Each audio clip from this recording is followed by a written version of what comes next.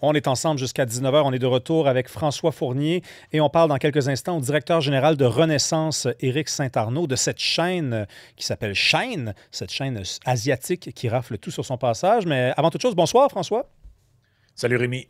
Expulsion d'Isabelle Poulet du caucus de la CAQ. C'est une députée un peu méconnue d'arrière-ban. Hein, quand même plusieurs dizaines de députés qui ont été élus aux dernières élections. On ne peut pas tous les connaître par leur nom, mais elle s'est fait un nom aujourd'hui en quittant.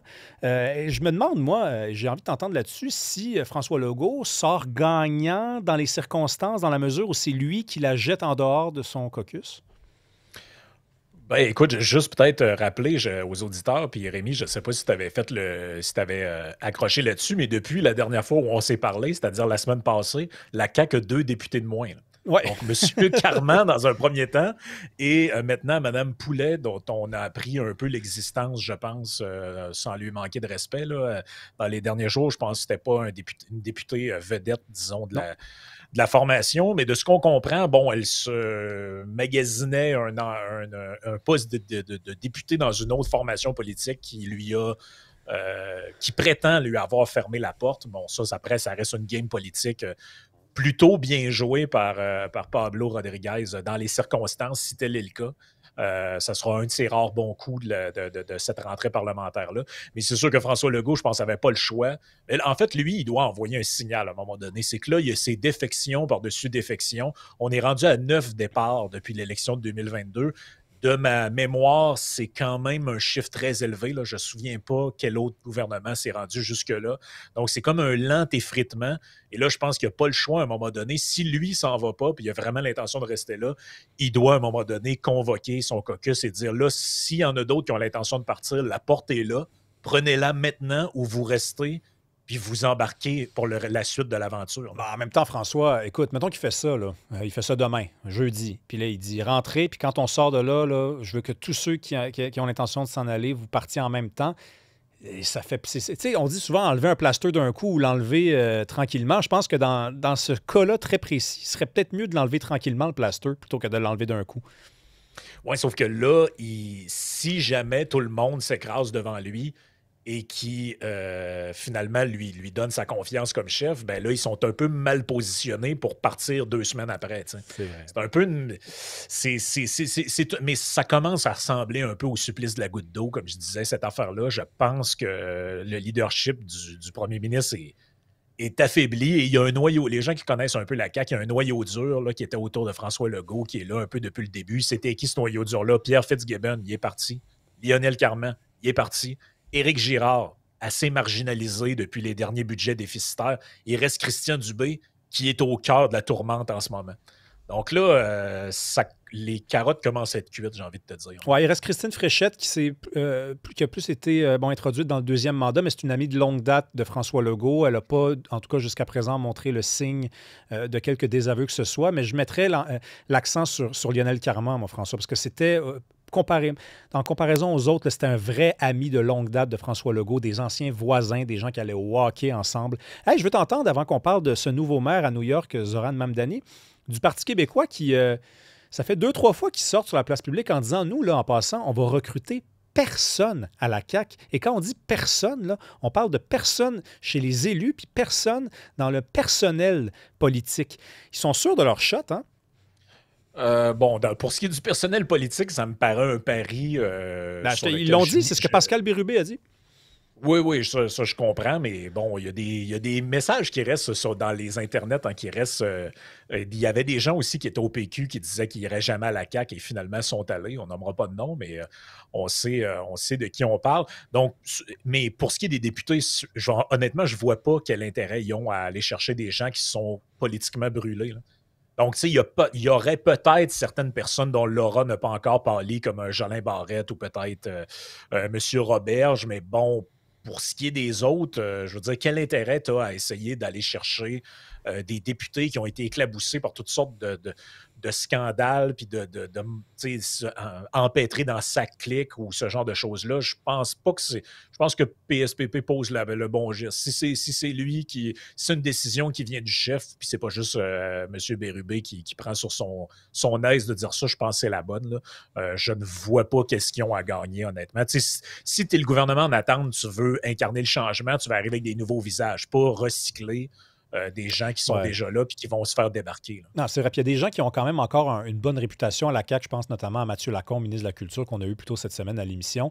Mais jusqu'à quel point tu n'es pas capable de trouver au Parti québécois un candidat qui a une réputation comme la sienne en matière de culture? Puis as-tu vraiment besoin de quelqu'un qui a des années à la culture ou tu ne peux pas te trouver toi-même quelqu'un qui va commencer à zéro ce travail-là? Donc, je te suis là-dessus, honnêtement. Bon, prenons New York, hein, ville de 6 millions d'habitants au sud de la frontière. Est-ce que Zoran Mamdani, c'est pas le nouveau Donald Trump, c'est-à-dire on va se mettre à capoter sur cet homme-là qui est un Américain, qui n'est pas un Québécois, un populiste, puis là, on va plus voir clair, puis on va tous penser qu'on est des Américains, comme on pense qu'on est des Américains depuis que Donald Trump est président des États-Unis? Effectivement, mais c'est très possible qu'on fasse une fixation sur ce personnage-là. Par contre, le symbolisme dans la vie, il y a quand même quelque chose qui est important là-dedans. Et hier, lors de son discours de victoire, Mamdani a dit la chose suivante. Il dit « Je suis ». Là, il se décrit politiquement. Et il va suivre les deux mots que je vais décrire en disant « Je ne m'excuserai pas d'être ça ». Il dit « Je suis un musulman et un socialiste ». Je vous rappellerai qu'il dit ça et il est élu dans la ville de New York, c'est-à-dire le centre mondial du capitalisme et aussi la ville qui était ciblée par les attentats terroristes du 11 septembre qui ont modifié la géopolitique mondiale de manière profonde et qui a réorienté la manière dont on voyait les pays arabo-musulmans. Et donc, et le fait qu'il soit musulman, c'est pas important en soi. Ce qui est important, c'est le fait qu'il commence en disant « Moi, qui je suis ça ». Donc, il met son identité musulmane de l'avant comme si c'était quelque chose qui était important politiquement. J'imagine que pour lui, ça l'est. Et il le dit clairement « Je suis un socialiste ». Et donc ça, et là, c'est important de le dire parce qu'il y a des médias qui tentent de dire « Ouais, mais c'est en fait comme un social-démocrate, c'est pas... Là, c'est un retour du macartisme, on dit qu'il est communiste puis socialiste, mais il l'est pas vraiment. » Non, il l'est pour vrai. Il le dit lui-même. C'est écrit sur son site web et il fait partie d'un organisme en fait, d'une branche du Parti démocrate qui s'appelle les Democrat Socialists. Dans une vidéo, écoute ça, c'est totalement lunaire, Rémi. Dans une vidéo d'une conférence qui a été filmée, qui a donné il y a 3 ans au, justement, Democrat Socialists of America, il dit à un moment donné, le but final de mon engagement, c'est de saisir les moyens de production. Je pense que tu étais à l'école assez longtemps, Rémi, tu es assez formé pour savoir ce que ça veut dire. Oui, j'ai lu ça dans Marx, moi. Ben, moi, on me dit que c'est de la démagogie et de la désinformation de dire qu'il est socialiste ou communiste. Je m'excuse. Quand on dit que notre objectif en politique, c'est de saisir les moyens de production, ça s'appelle appelez ça du marxisme, du socialisme. Vous n'aimez pas le mot communiste, mais c'est pas de la social-démocratie. La social-démocratie, c'est René Lévesque, c'est Jean Lesage, c'est pas saisir les moyens de production. Oui, puis de toute façon, il le dit lui-même. Ça s'arrête là, là. Il n'y en a plus de discussion. Il se présente lui-même comme socialiste, donc on va le prendre au mot, c'est tout. On ne va pas commencer à dire qu'on l'a mal compris. Là, après, ils vont nous dire qu'on ne les écoute pas quand ils parlent. Fait que si on est pour les prendre au sérieux, ben, ils se présentent comme tels, on va les prendre comme tels. Puis je rappelle quand même quelques éléments du programme. Là, des autobus gratuits, le gel des loyers dans certains immeubles, dans certains quartiers, les garderies universelles, salaire minimum à 30 $. Est-ce que ce programme-là, d'ailleurs, François, c'est réaliste? Non, c'est aucunement réaliste. D'ailleurs, 2 choses là-dessus. Moi, c'est la raison pour laquelle j'en parle, c'est pas que ça se passe aux États-Unis, c'est pour les 2 raisons suivantes. Je pense que c'est réellement un socialiste. Il le dit lui-même. Bon. Ils veulent faire des épiceries municipales. Je veux dire, dans quel monde social-démocrate un gouvernement municipal, une ville, gère des épiceries qui sont nationalisées? Ben, ça existe à Cuba. Ça existe dans des régimes socialistes communistes. Là. Ça n'existe pas dans des régimes libéraux au sens philosophique. Là. Donc, premier point.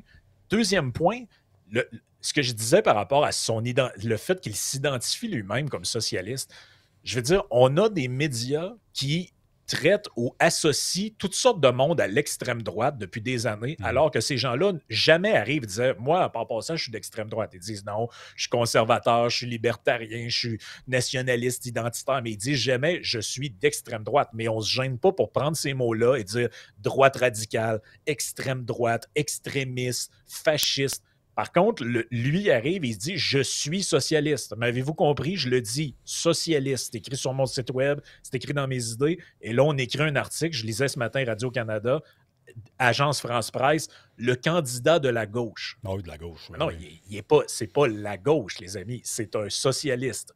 À un moment donné, moi, je veux bien qu'on dise qu'il y a de la désinformation un peu partout, mais encore faudrait-il qu'on n'en fasse pas, en plus lorsqu'on est un média d'État. Ah, puis tu sais, François, regarde, on va le répéter, là, je vais le faire, là, je commence à être fatigant pour certaines personnes, mais s'il y a une telle chose que l'extrême droite, et je crois que ça existe, ben, il y a une telle chose que l'extrême gauche. Parce que à l'école, on nous apprend que la gauche et la droite, là, ça se lit sur une ligne qui est horizontale, comme ça. À l'extrême droite, vous avez l'extrême droite. À l'extrême gauche, vous avez l'extrême gauche. Parce que le crayon, à un moment donné, il arrête de tracer. Au centre, vous avez le centre. Et entre le centre et l'extrême gauche, vous avez la gauche, vous avez certaines nuances centre-gauche, mais il y a bien une extrême gauche s'il existe une telle chose qu'une extrême droite. La ligne, vous l'avez tracée de la gauche vers la droite ou de la droite vers la gauche. Il n'y a pas d'autre façon de tracer une ligne à l'horizontale. Qu'est-ce que ça dit, François, de nous, ça, ou en tout cas de l'Amérique, cette transformation-là? Tu as parlé des Juifs à New York, il y en a beaucoup qui s'en vont en Floride, il y en a beaucoup qui ont l'impression que le monde change et que New York ne leur appartient plus. C'était l'endroit après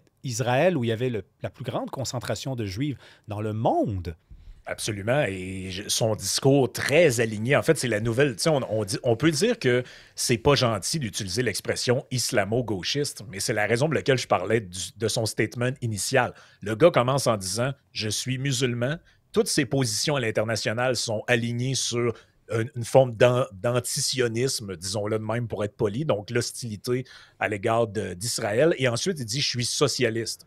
Donc, le message qui est envoyé, c'est les gens de la finance et qui sont pour le libre marché, le capitalisme, sacrez votre camp de la ville. Et les gens qui sont plutôt alignés du côté d'Israël, ben, sacrez votre camp de la ville aussi. C'est un peu ça qui est envoyé comme message là, par les citoyens que je dis pas que tous les New-Yorkais sont devenus socialistes, mais ils ont voté pour ce gars-là. Est-ce que c'est un genre de référendum contre Trump? Probablement que ça l'est, un peu comme l'était l'élection de Carney. À un moment donné, les gens vont vivre avec les conséquences de leur choix aussi. Oui, puis nous, on va continuer d'en entendre parler de Zoran Mamdani parce que c'est Pierre Lardo qui l'a dit en 1985 dans Elvis Gratton 1. Ils l'ont l'affaire, les Américains. Merci, François Fournier. OK, bye.